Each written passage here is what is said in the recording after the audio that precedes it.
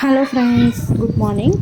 Today నేను నా గార్డెన్ని ఎలా సింపుల్గా క్లీన్ చేసుకున్నాను అనేది మీకు చూపిస్తున్నానండి. నా గార్డెన్ క్లీన్ చేసుకోకముందు అయితే ఇలా ఉందన్నమాట. చూసేయండి మీరు. అన్నీ మొన్న వర్షాలు పడ్డప్పుడు పెరిగిన పిచ్చి చెట్లు, మొక్కలు, కలుపు మొక్కలు, అలానే మా పిల్లలు వేసిన బాటిల్స్, నేను కార్కి వేసిన పట్ట వేస్ట్ తింటే అది ఈ విధంగా పరుచుకున్నాను అనమాట. పిచ్చి మొక్కలు పెరగకుండా అయినా సరే బాగా పెరిగేసినాయి. అదంతా ఈరోజు కూడా క్లీన్ చేయాలి. అలానే మా ఇల్లు కట్టినప్పుడు మిగిలిన టైల్స్, మార్బుల్స్ ఇవన్నీ కూడా నేను అక్కడక్కడ ఆర్గనైజ్ చేసుకుంటూ ఉంటాను. సో ఇప్పుడు ఇదంతా క్లీన్ చేసుకొని మళ్ళీ రీఅరేంజ్ అయితే చేసుకోవాలి.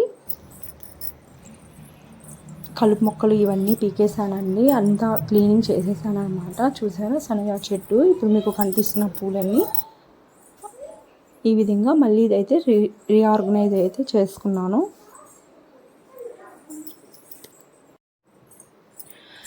ఈ విధంగా అయితే ఆర్గనైజ్ చేసుకున్నా అండి. మళ్ళీ నేను మాది కార్ పట్ట పోయినసారి పాడైపోయింది ఉంటే దాన్ని ఈ విధంగా కటింగ్ అనేది చేసేసి మధ్యలో పిచ్చి మొక్కలు అవన్నీ ఎక్కువగా పెరగకుండా ఈ విధంగా అయితే ఆర్గనైజ్ చేసుకున్నాను దాన్ని.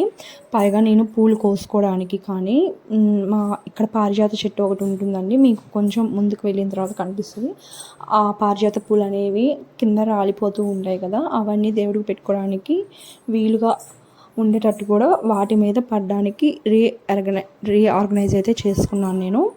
ఖచ్చితంగా మీ అందరికీ ఈ వీడియో అయితే నచ్చిందని అనుకుంటున్నాను. వీడియో ఎండింగ్ వరకు అయితే చూసేసి వీడియో మీకు అటు సైడ్ అన్నీ చెట్లకు సంబంధించినవన్నీ మట్టి కానీ, కుండీలు కానీ, అలానే మిగిలిపోయిన టైల్స్ పిల్లలు కానీ అన్నీ అటు సైడ్ అయితే వేసి ఉంచుతాను. నిన్న అటు సైడ్ మొత్తం క్లీన్ చేశానండి. ఇటు సైడ్ అయితే ఇవైతే చూడలేదన్నమాట.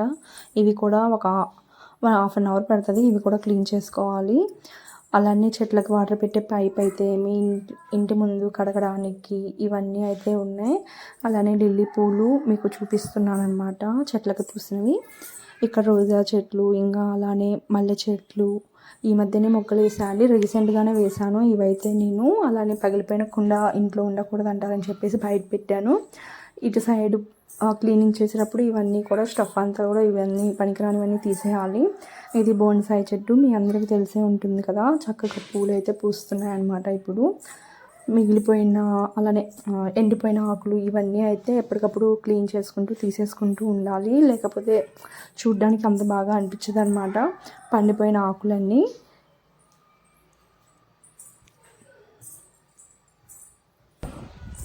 ఇది ఇంట్లో అండి మర్మం చెట్టు, అలానే ఇండోర్ ప్లాంట్ ఒకటి.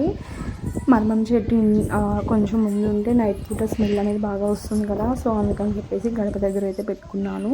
అలానే ఇంటి ఎదురు తులసి చెట్టు అయితే ఉంటుంది అన్నమాట. అమ్మవారికి ఈ మధ్య బొట్టు అవి అయితే పెట్టలేదు. తులసి కోట క్లీనింగ్ అనేది మళ్ళీ వీడియో తీసి మీకు చూపిస్తాను. Thanks for watching.